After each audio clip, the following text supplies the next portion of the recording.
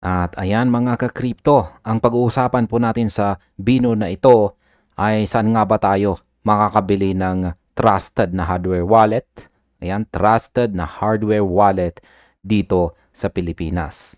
Tinanong po ito sa comment section at naisipan ko pong sagutin na lamang ito sa isang video para mas maipaliwanag natin ito ng mabuti o malinaw. Kasi marami na rin po talagang nagtatanong tungkol dito. Kaya, ayan. Alam nyo ba? Alam natin na ang presyo po ni Bitcoin at XRP ay laging nasa mga exciting levels. Pero habang lumalaki po ang ating portfolio, lumalaki na rin ang target sa likod natin. Ayan. Tinatarget kasi tayo ng mga hackers at saka scammers. Sabi nga natin, not your keys, not your crypto. Yan, napag-usapan na rin natin ang tungkol sa kasabihan na ito na not your keys, not your crypto. Ang tanging paraan para ma-secure po natin ang ating keys ay sa pamamagitan po ng isang hardware wallet. Pero ang tanong po ng marami, saan ba talaga ligtas bumili ng hardware wallet dito sa Pilipinas? Hindi po ito parang bumili ka lang ng charger sa bangketa. Isa pong maling pindot o isang compromise na device, pwede pong maglaho ang pinaghirapan mo ng ilang taon. Kaya sa video na ito ay pag-uusapan po natin ang mga authorized resellers dito sa Pilipinas. Paano po i-verify kung tampered ang iyong package at kung bakit hindi ka dapat basta-basta bumili sa mga random sellers sa Facebook Marketplace. Kaya ihanda po ang ating sarili na protektahan po ang ating assets para po sa ating future o hinaharap. At ayan, ang unang physical crypto store natin dito ay ang Crypto Belize. Ayan. Unahin po natin ang pinakakilalang pangalan pagdating po sa hardware wallets dito po sa atin. Yan po ay ang Crypto Belize Philippines. Yan. Sila po ang tinuturing na pioneer at saka authorized reseller ng mahigit 20 na brands gaya po ng Ledger, Trezor, Tangem at saka SafePal. Ang kanilang numerical advantage ay sila po ang kauna-unahang physical crypto store dito po sa Metro Manila. Ngayon ang masasabi ko po rito ay kung ikaw ay nakatira sa Manila o malapit po sa QC, mas pabor po sa akin na pumunta ka sa kanilang physical office by appointment. At ang tanong ay bakit? Dahil makikita mo ng personal na sealed ang box at pwede kang magtanong ng direkta sa kanilang mga experts.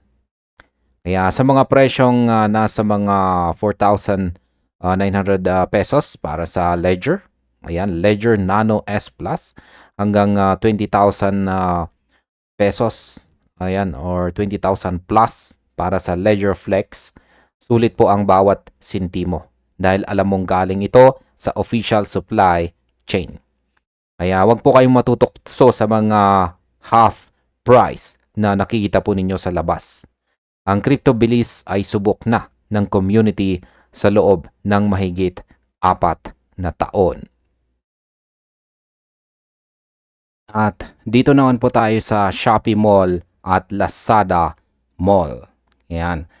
Karamihan po sa mga products, yan, dito ay mula po sa Shopee Mall at saka Lazada. Yan, yung mga para naman po sa mga interesado pero nasa probinsya tulad po ng Cebu, Davao o kahit saan man panig dito sa Pilipinas, ang pinaka-convenient ay syempre walang iba kundi ang Shopee at saka Lazada. Pero ito po ang malaking babala. Dapat nasa Shopee Mall o Lazada Mall ang inyong bibilhin. hanapin po ang official store ng CryptoBelize, .life, o mga stores na may authorized reseller badge. Yan. Ang numerical check po dito ay ang sales volume at saka reviews. O sa madaling salita ay ang pinakabasihan po natin dito ay yung dami ng kanilang mga nabenta at syempre yung mga magagandang reviews. Yan, kaya kailangan po nating basahin yung mga comments ng mga previous customers. Yan, kung ano nga ba yung kanilang customer satisfaction. Ngayon, ang masasabi ko po rito ay marami pong nagtatanong sa akin na safe ba ang courier gaya ng JNT at saka Flash. Yan, o kahit anong courier dyan. Sa totoo lang, ang hardware wallet ay may self-verification process. Pag on mo, pagkatapos mong i-on ang device, ang Ledger Live o Trezor Suite app mismo ang magsasabi kung ang device ay authentic o hindi. Kaya kahit dumaan ito sa courier, basta genuine ang hardware, safe po tayo. Pero uulitin ko lamang, iwasan po ang mga sellers na walang official badge. Yan, kasi possible po na baka tampered yan. Pwedeng linagyan nila ng kung anong program yan or crack na magsisend sa iyong seed phrase yan sa mga may kagagawan sa pagtatamper ng device. Kaya yan po yung nakakatakot dyan. Kaya ulitin ko, siguraduhin na yung mga sellers ay meron silang official badge. Ngayon, ang matitipid mong 500 pesos sa gray market ay hindi po sulit kung 500,000 pesos ang nakataya sa loob ng wallet mo. Or kung malaki po ang laman ng wallet mo. Ayan. Kaya mag-invest ka na rin sa talagang reliable at trusted na hardware wallet. Ayan. Kasi sayang kung malaki ang laman ng wallet mo tapos yung cheap na hardware wallet yung bibilhin mo. Yan, hindi po advisable yung ganyan. Yan. Yung dahil po sa sobrang tipid mo ay bumili ka ng mumurahing hardware wallet. Ayan. Tapos yun na pala ang magiging sanhi ng pagkawala ng lahat ng asset mo. Yan, lahat ng digital asset mo. Kaya yan. At ang sunod ay pwede naman po tayong direktang bumili mismo sa manufacturer. Yan, tulad po ng ledger.com o trezor.io.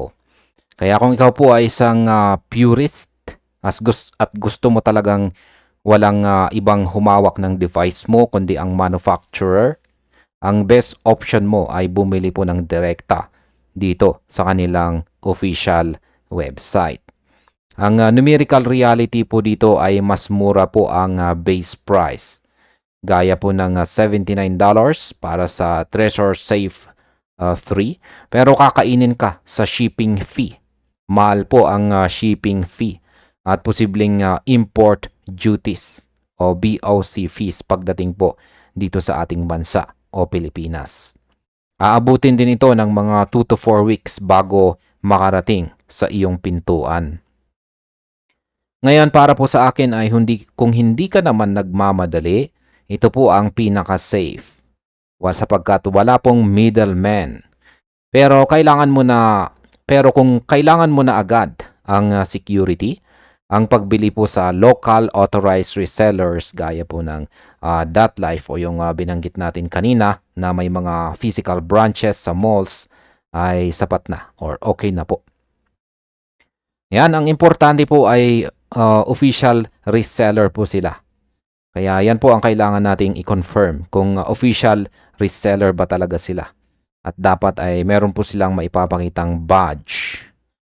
Ngayon ay maaari na rin ninyong tingnan ang Henry's cameras kasi minsan ay nag-i-stock po sila ng Treasure Model T. Ang numerical cost po ng local purchase ay mas mataas ng konti dahil po sa tax at saka overhead. Pero ang peace of mind ay priceless. Kaya yan po ang pagkakaiba. Ayan. In short, kapag bibili tayo sa mga official website, makakamura po tayo. Pero tayo naman ay madadali sa shipping fee. Ngayon ay pag-usapan naman po natin kung paano po i-verify ang ating bagong wallet. Sabihin na natin na nakuha natin ang ating bagong hardware wallet mula sa isang trusted store. At ito po ang susunod nating gagawin.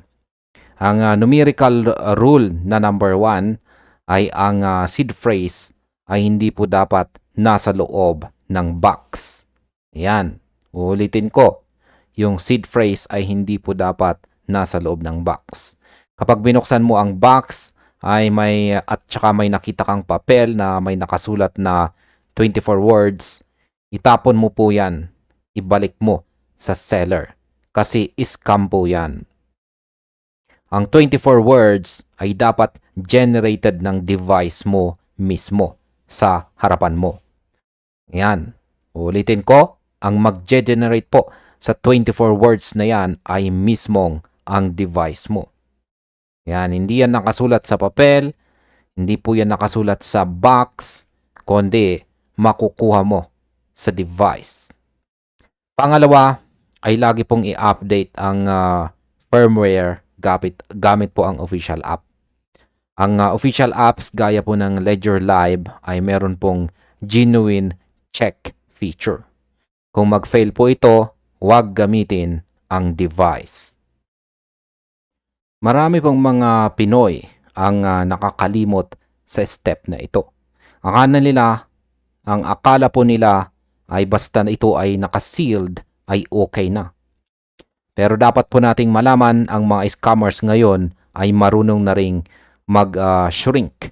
Yan, marunong na rin po silang mag-shrink wrap ng box. Kaya ang pinakamatibay po na depensa natin ay ang software verification. At isa pa, wag po nating pipicturan ang ating seed phrase at itatabi or itatago sa Google Drive. Isulat po ito sa papel at gumamit ng Steel Seed Protector na mabibili na rin sa Crypto Bilis. Ang security ay hindi lamang po sa device kundi sa disiplina mo bilang isang holder. At ayan, narito na po ang aking kabuang opinyon tungkol dito. Tandaan po natin, ngayon pong taong 2026, ang Pilipinas ay unti-unti na pong nagiging crypto-friendly. Pero kasabay po nito ay ang pagdami ng mga tech-savvy scammers. Kaya ang pagbili po sa CryptoBilis, .life o direct from manufacturer ang tanging paraan para makatulog ka ng mahimbing sa gabi. Ang numerical investment na 5,000 pesos hanggang 15,000 pesos para sa isang hardware wallet ay maliit po na halaga kumpara sa posibleng pagkawala ng iyong Bitcoin o XRP assets. Kaya mga ka-crypto, huwag pong maging kuripot pagdating sa security. Uulitin ko, pagdating po sa security, ay iwasan po natin ang pagiging kuripot. Ikaw po ang sarili mong bangko. Dapat po nating tandaan na wala pong ibang nagma-manage pagdating sa crypto, kundi yung nagma-manage sa ating asset ay tayo po mismo. Kaya tayo din ang dapat na maging tayo na rin ang magsisilbing security guard natin. Yan. Kung meron pa po kayong katanungan, ay i-comment na lamang po ninyo sa ibaba para subukan ko pong sagutin yan. Maaring sa susunod na video o sasagutin ko lamang sa inyong mismong comment kung hindi kailangan ng mahabang paliwanag. Kaya ayan mga ka-crypto, hanggang dito na lamang po tayo sa video na ito. Marami pong salamat sa panonood.